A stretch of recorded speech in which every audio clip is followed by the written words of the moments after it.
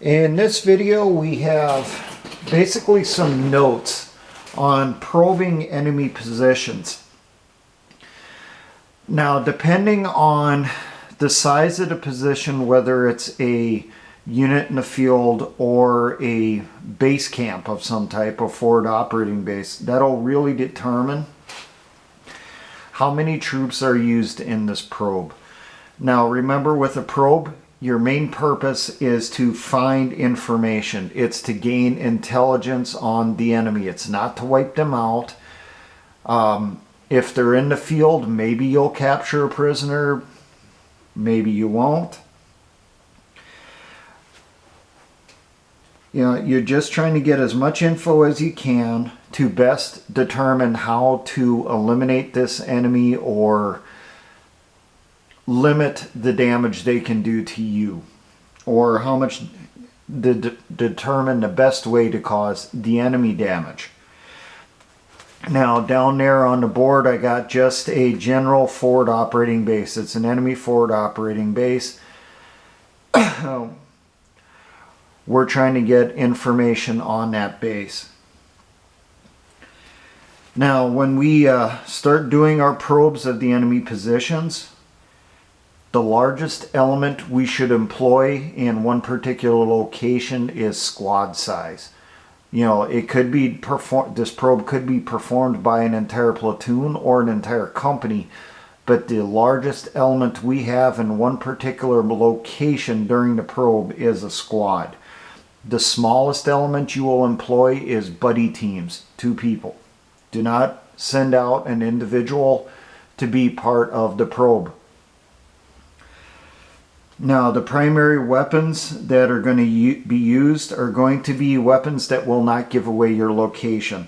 So, bayonets, knives, your melee weapons, hand grenades, small demolitions charges or IEDs, you know, smaller satchel charges and stuff, things that are lightweight that you can carry with you. You can carry a bunch of them with you and use them quickly.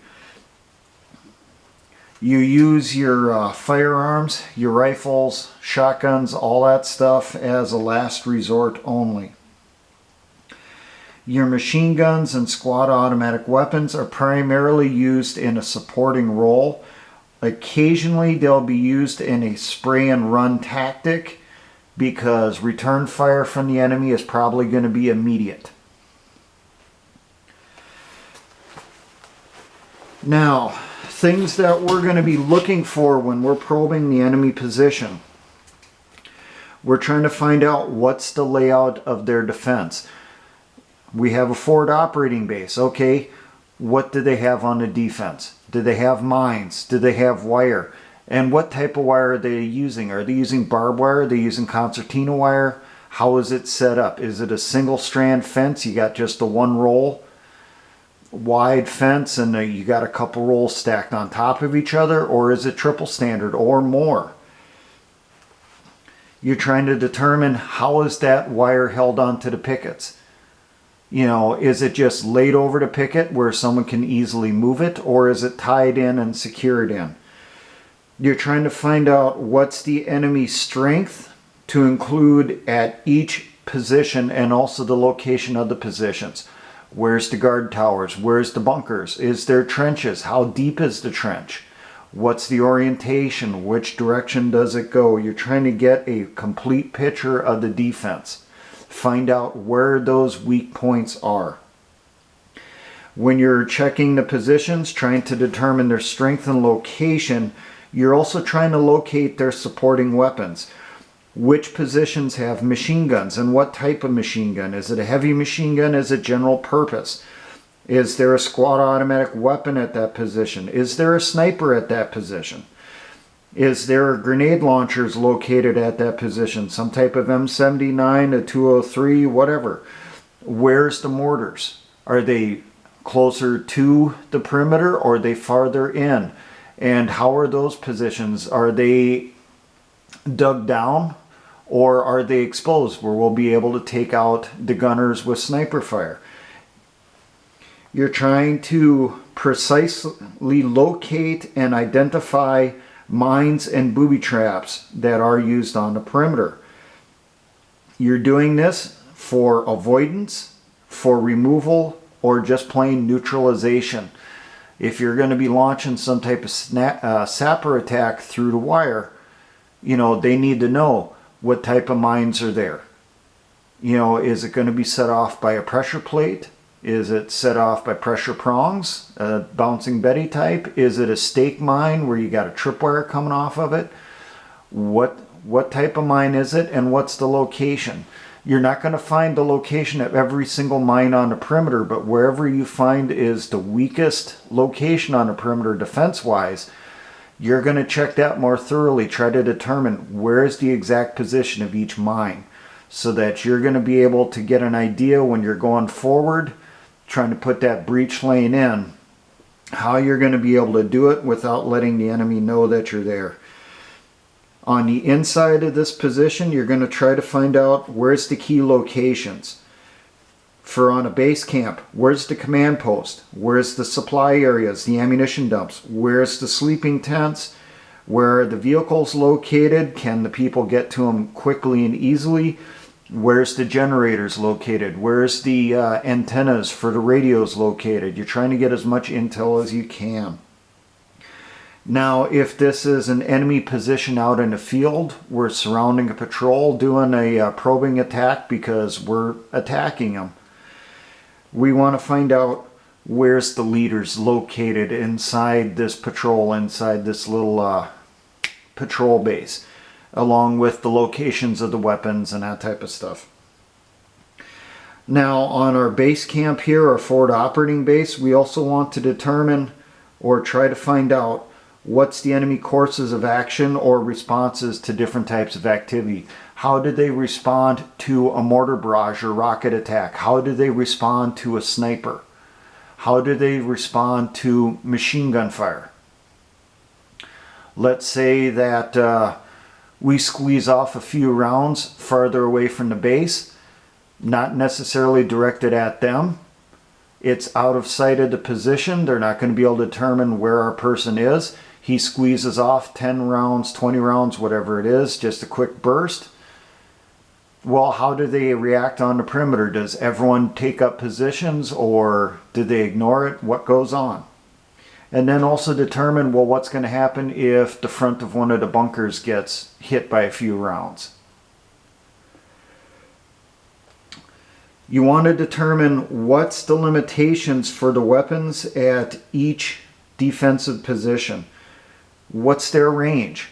How accurate are they? Is this a person that's just going to spray and pray?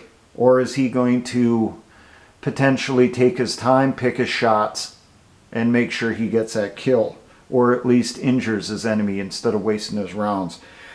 And determine where's the dead space. What areas cannot be covered by the different weapons for one reason or another. You want to find the limits of observation by the enemy. What's the concealed ways you can get up there? What's the concealed locations that the enemy's not going to see? That dead space that you're going to be able to gather in and then launch your little attack from, or use as your little base for your probe. Now, as much as possible, you want to get a feel for the area. You want to check out the layout, possibly by infiltration. If there's some type of elevated position nearby, some type of position we can use for observation, we go in and we use it. We come up, we draw out a strip map. Note the locations of where vehicles are parked. Where's each structure on that base? Where's the positions that we can see? If we got a rangefinder, we'll use that, try to determine its exact position on there, maybe figure out the distances between different positions and that stuff, and then do a little bit of guesswork. If there's a line of tents, one right next to each other, one in front of another, and it takes up a big area, that's probably going to be your troop area, your sleep tents and stuff. Is a particular location on that base bunker, it's sandbagged in, it's surrounded by concertina wire, that's probably where the command post is.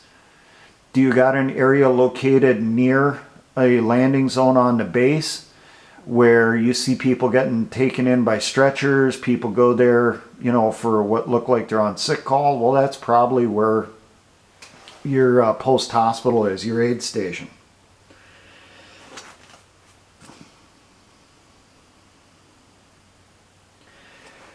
Now, when you're testing the enemy courses of action, some notes here that I got for if it's an enemy unit in the field that you're checking a patrol. You can do things like shaking trees or bushes with 550 cord. See, is the enemy going to toss a grenade in that direction, or are they going to shoot in that direction, or are they going to ignore it?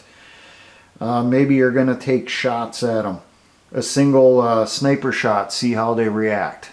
You know, and then see how they react to, you know, a few shots fired, not necessarily accurate, just in their general direction. A probe attack is not meant to cause major casualties on the enemy. You're just getting information. Some people might consider this a waste. It's not. You're gathering intelligence, getting information for when you will be able to launch that annihilation assault against that position. So, just some basic notes that I wrote up on probing an enemy position. Go back and look at some of the stuff on NVA and VC sappers from the Vietnam War. Give you some information on some of the different skills that they used, how they launched sapper attacks against bases and that type of stuff. It translates over into this real easy. It's going to be a lot of the same techniques, a lot of the same procedures. Now, for all my engineer brothers in the Patriot and Militia movements, always remember, essayons.